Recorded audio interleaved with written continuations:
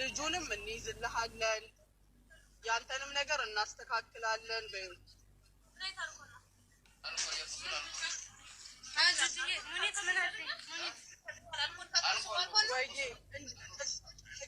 እሱ እንዲሰማ የደላላውን ቁጥርና ስም ስጠን እናስይዘዋለን እስማን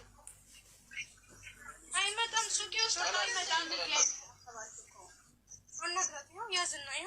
እስማን እኔ እናት ማለት ነኝ እሺ ለክፉ አይደለም የማናገረው አሁን አንተ የደላላውን ስምና ቁጥር ለናፊ ስጣት እሺ አንተ ጋር ደግሞ እየመጣን ነው አሁን የሚያስፈልግህን ህክምና እናደርግልህና ከዛ በኋላ የሚስተካከል ወረቀትን ይስተካከላል አንተ አምጥቶ የጣለህ ሰው ያዋረደ ሰው ሊደሰት ነው እንደምታረገው ቆመህ እሱን መክሰስ መርገጥ ነው እንጂ ራስህን አሳልፈን እንደዚህ አይነት ነገር ትሰጣለህ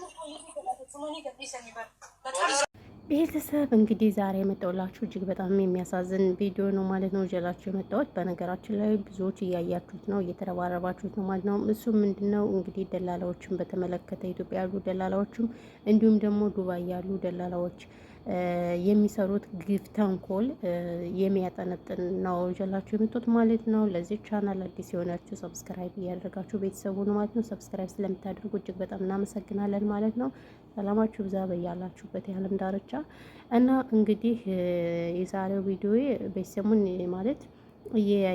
ማለት ብዙዎች እየተቀባበላችሁት ነው ብዙዎችም አይታችሁታል ብዬ ተስፋ አድርጋለሁ ያው ቪዲዮ ከትናንት ወዲያ ምናምን ቢለቀቅ ነገር ግን ያው አያዳርሰንም ማለት ነው በእለቱ ሀሳብ አስተያየት ለመስጠት እና እውነት ለመናገር በጣም ያሳዝናል የሰው ልጅ በዚህ ልክ ጭካኔ በጣም ነው የሚያሳዝነው እንግዲህ ይሄ ወንድማችን ከመግቢያ ላይ እንዳያችሁት እንግዲህ ዱባይ ላይ ደላላዎች አመተው ነው የጣሉት ማለት ነው ምክንያቱም እነሱ ብር ነው እንጂ የሚቀበሉ ደሃ ቢሰራ ባይሰራ ምንም የሚመለከታቸው ነገር የለም አይ ቲንክ 500 ሺህ ብር መሰለኝ የተባለው 500 ሺህ ብር እንግዲህ ከፍሏቸው ከጎንደር ነው የመጣ ነገር ግን ብሩን ከተቀበሉ በኋላ እነሱ አውጥተው ሲጥሉት እንግዲህ አይታችሁታል ልጁ እንዳለ የገንዛ ሰውነቱ እንዳለ በቢላ ተተልትሎ ከዛም ባሻገር ደግሞ ሱስ ውስጥ ገብቷል ማለት ነው የእውነት በጣም ያሳዝናል ግን በዚህ ልክ እኔ ምን እንደምል አላቅም ከሰነበተም አይታችኋል በጣም ህጻናቶች ናቸው ሳውዲ አረቢያ እንግዲህ አምተው ኤጀንሲ ጋር ነው የተቀመጡት መክተብ ጋር ምክንያቱም ስራ ሳይኖራቸው ከፊል ሳይመርጡ ነው ዝም ብለው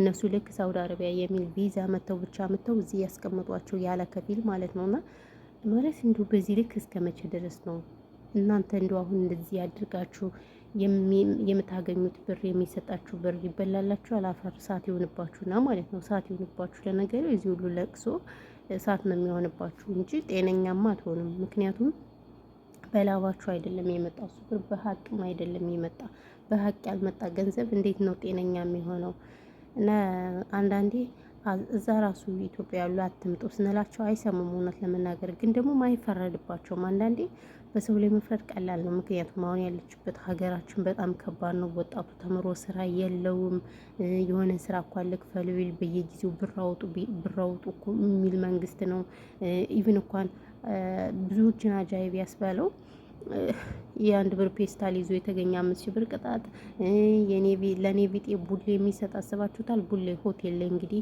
ምግብ ስትበሉ ታቃላችሁ ፋይን አብዛኛውን ጊዜ ፋይን እንደገና የተለያዩ ቆሻሻ ምግብ ነው አይደል እንዴ ሰው በልቶ እንጂ በስነ ስርዓት የሚያነሳው አይደለም እሱን እንኳን ለሚሰጥ ሰው ለተራበ ይቀጣል የ10000 ብር ቅጣት ነው የተባለውና በዚህ ልክ አገራችን እንደዚህ ናት በየጊዜው ብር ነው በየጊዜው በሆነ ባልሆነው ብር ቅጣት ነው የሚል ይሄ ሰውዬ ማለት ነው ምክንያቱም ህዝቡን ማማረር ነው የሚፈልገው እና አይፈረድባቸውም በባህር እየመጡ የመለየም ብዙዎች ስደተኞች አሉ እና ይሄ አሁን ምንድነው መንግስት እንደዚህ ወገን እየተሰቃየ ወገን እያለቀ አሁን ራሱ ሰላም እንፈልጋለን ከፋኖ ጋር አስታርቁኝ ከፋኖ ጋር ምን ይላል እሱ ብዙ ነገሮች ማስተካከል አይችልም ሲጀመር የመንግስት ስራ አይደለም ይሄ መንግስት አይደለም ሲጀመር ማለት ነው ሲወል እንጂና በጣም ያሳዝናል ያለው ነገር በቃ ኢትዮጵያ ላይ የምንሰማው ነገር አንዳንዴ ተስፋ ያስቆርጣል የምር ሀገራችን እንኳን ቢሆን በእርግጥ ሀገር ነው እናትና ሀገር ምንም ቢሆን አይካድም አይደል እንዴ የሆነው ቢሆንም እና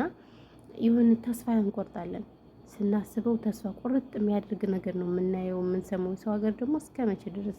ሰው ሀገር ላይ እንደምታውቁት ጤና ሲኖረን ነው የምንሰራው፣ ጉልበት ሲኖረን ነው የምንሰራ። ከዛ ውጭ ግን ጉልበታችን ካለቀ ማንም እኛን ዘወር ብሎ አያየንም አይደል እንዴ?